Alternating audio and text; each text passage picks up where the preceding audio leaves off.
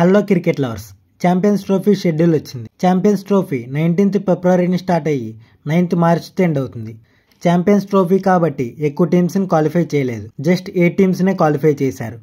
Champions trophy one day format కాబట్టి last time one day world cup టేబుల్లో ఉన్న టాప్ 8 టీమ్స్ని క్వాలిఫై చేశారు. ఈ ఛాంపియన్స్ ట్రోఫీలో ఉన్న టీమ్స్ని T20 వరల్డ్ కప్ లో లాగా గ్రూప్స్ గా డివైడ్ చేశారు. డిస్కషన్ లోకి వెళ్లే ముందు చిన్న రిక్వెస్ట్, వీడియోని లైక్ చేయండి, మన ఛానల్ సబ్స్క్రైబ్ చేసుకోండి. లేట్ చేయకుండా వీడియోలోకి వెళ్దాం.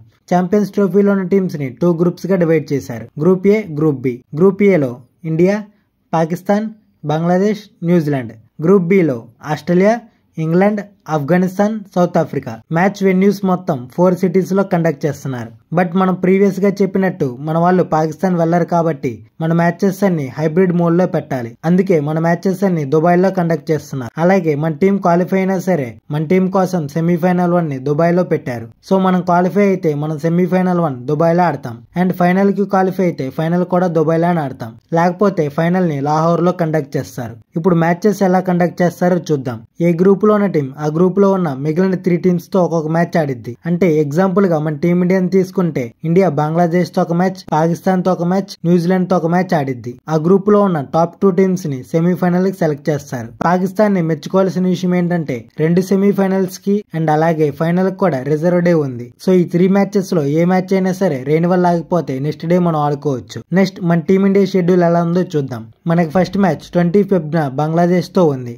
దాని తర్వాత 23rd ఫెబ్న పాకిస్తాన్ తో ఉంది. లాస్ట్ గా ఫైనల్ మ్యాచ్ న్యూజిలాండ్ తో మార్చి 2nd ఉంది. మన షెడ్యూల్ చూస్తే మనకు ఆటోమేటిక్ గా అర్థమైపోయింది జైషా మనకు అడ్వాంటేజ్ ఉండేలా ప్లాన్ చేశాడని. అది ఎలాగో చెబుతా. మనం ఫస్ట్ మ్యాచ్ బంగ్లాదేశ్ తో ఆడతాం. కొద్దిగా వీక్ టీం కాబట్టి విన్నింగ్ ఛాన్స్ ఎక్కువ ఉంటది. సో సెకండ్ మ్యాచ్ పాకిస్తాన్ తో కాబట్టి ప్రెషర్ ఎక్కువ ఉంటది. ఫస్ట్ మ్యాచ్ విన్ అవడం వల్ల కాన్ఫిడెన్స్ పెరిగి ప్రెషర్ కొద్దిగా తగ్గొచ్చు. నెక్స్ట్ పాకిస్తాన్ చేతిలో గెలిచినా ఓడిపోయినా సరే న్యూజిలాండ్ మ్యాచ్ కి చాలా టైం ఉంది కాబట్టి మనం బాగా ప్రాక్టీస్ అవ్వచ్చు. అదే పాకిస్తాన్ తో ఫస్ట్ మ్యాచ్ కానీ లాస్ట్ మ్యాచ్ కానీ పెడితే మన వాళ్ళు ఇంకెక్కువ ప్రెషర్ ఉండే ఛాన్స్ ఉంది. ఇప్పుడు ఇలా షెడ్యూల్ ప్లాన్ చేయడం వల్ల పాకిస్తాన్ మీద గెలిస్తే ఇంకా ఫ్రీగా ఉండవచ్చు. ఒకవేళ ఓడిపోతే మన వాళ్ళు ఎక్కువ ప్రాక్టీస్ అయ్యి న్యూజిలాండ్ మీద గెలవడానికి ట్రై చేస్తారు. ఈ పాయింట్ ఆఫ్ వ్యూ లో అయితే మనకు కొద్దిగా అడ్వాంటేజ్ జరిగింది. కొద్దిగా కాదు, చాలా అడ్వాంటేజ్ జరిగింది. అలాగే వ్యూవర్షిప్ ఎక్కువ రావాలని చెప్పి మన ఇండియాకి పాకిస్తాన్ తో అండ్ న్యూజిలాండ్ తో ఉన్న మ్యాచెస్ సండే కండక్ట్ చేశారు. మన వాళ్ళు ఈసారి టీమ్ సెలక్షన్ అప్పుడు ఎక్కువ స్ట్రెస్ తీసుకోవాల్సిన పని లేదు. ఆల్రెడీ మన దగ్గర మంచి వన్డే ఫార్మాట్ టీం ఉంది. వాళ్ళని మంచిగా ఫామ్ లో ఉంచితే చాలు, వాళ్ళు ఫామ్ కోల్పోకుండా ఉంటే చాలు. అలాగే మన విరాట్ కోహ్లీకి అండ్ రోహిత్ శర్మకి